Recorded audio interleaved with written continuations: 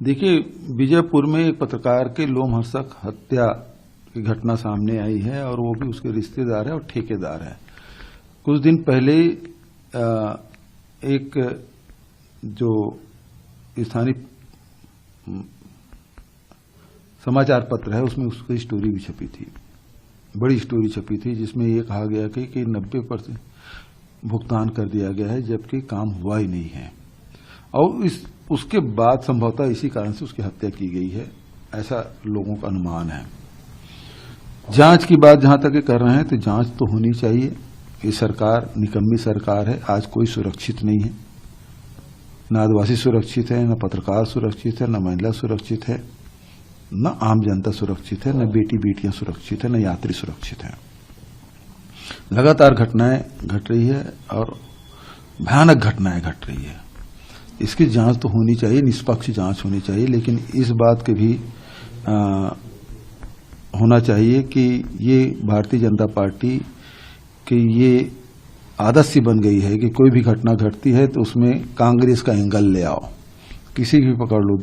जैसे देवेंद्र यादव को जबरदस्ती पकड़ लिया और बता दिए देवेंद्र यादव ने सब कराया, उसको मेन कल्प्रिट बना दिया, जबकि ये इसके निकम्मेपन के कारण से घटना घटी।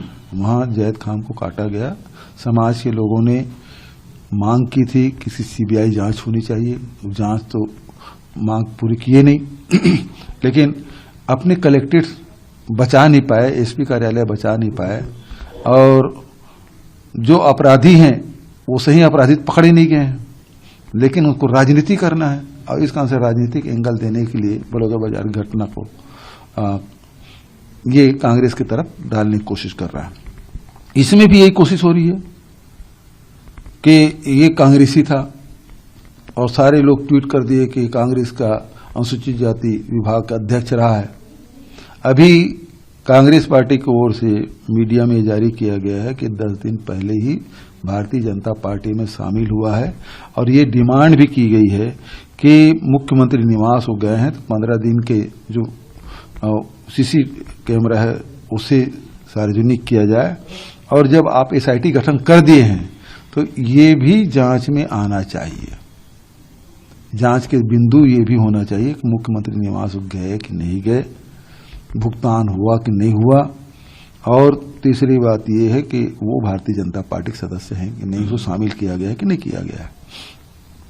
सर, ये विजय शर्मा भी कह रहे हैं, सीएम का भी ट्वीट आया है, 11 सदस्यीय विशेष जांच दल बनाया गया है, एसआईटी गठन किया गया है, 4 टीम मुख्य आरोपी के पीछे लगाई गई है, 4 हफ्ते में रिपोर्ट कोर्ट में दाखिल की जाएगी। हाँ, तो वो उसी में कह रहा हूँ, एसआईटी की ये भी जिम्मेदारी देना चाहिए कि मुख्यमंत्री से मिले कि नहीं मिले, मुख्यमंत्री निवास गए कि नहीं गए, ये जांच के बिंदु में शामिल होना चाहिए। वो भाजपा में शामिल हुए कि नहीं हुए, उसके प्रभारी उसको भाजपा में शामिल कराया कि नहीं कराया, ये भी जांच में शामिल करना चाहिए। सर, लगातार कांग्रेस विजय शर्मा जी ने पीसी ली और कांग्रेस पर ही आरोप लगाते हुए शुरू किया उन्होंने सारी चीजों पे, जो भी बड़ी घटना है पिछले 1-1.5 साल में उसमें कांग्रेस का ही हाथ बताया उन्होंने, कांग्रेस के लोगों का हाथ बताया। अब उससे निकम्मा कोई गृह मंत्री दूसरा है ही नहीं। अपने एसपी कार्यालय बचा नहीं पाए, सुरक्षा दे नहीं पाए, उसके क्षेत्र में लोहारीडीह घटना और जो घटनाएं लगातार घटी है उससे निकम्मापन का दूसरा उदाहरण क्या है कि जिसको आपने आरोपी बना के जेल में महीनों रखा और उसमें से 23 लोगों की इस बिना पे छोड़ दिए कि ये लोग नहीं थे। इसका मतलब ये है कि आप बिना जांच किए आप लोगों को गिरफ्तार करते हैं और वही बात खुद के विधानसभा में लोहारीडीह में आपने करके दिखा दिया और स्वीकार किया कि 23 लोग निरपराध थे जिसको हमने जेल में बंद कर दिया। आखिर इसका दोषी कौन है?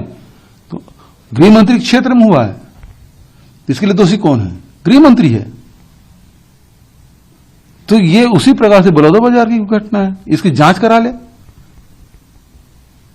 ये हाई कोर्ट के जज के देखरेख में एसआईटी गठन करके जांच करा ले।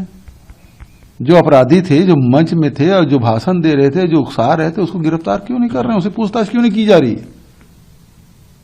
और फिर विधानसभा में दूसरा जो उप मुख्यमंत्री है ये स्वीकार करते हैं वहां विधानसभा में लखमा के प्रश्न में कि ये आचार संहिता लगा हुआ था, उस दौरान ये निर्माण आदेश दिया गया।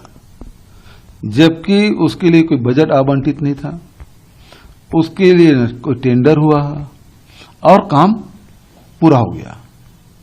इसी बात पे विधानसभा में उन्होंने दूसरे उप मुख्यमंत्री घेर दिया और घेरने के कारण से 10 दिन भी नहीं बीता, यह 18-19 दिसंबर की बात, और 10 दिन भी नहीं बीता कि लखमा के यहां ईडी का रेड पड़ गया।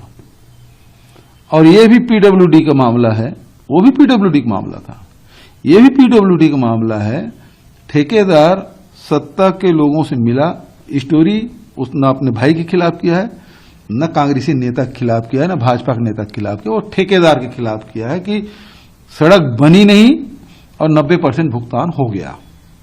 ये स्टोरी है और उसके कारण से हत्या हुई। आखिर हत्यारे की इतनी ताकत कहां आ गई? मुख्यमंत्री निवास में आया था क्या?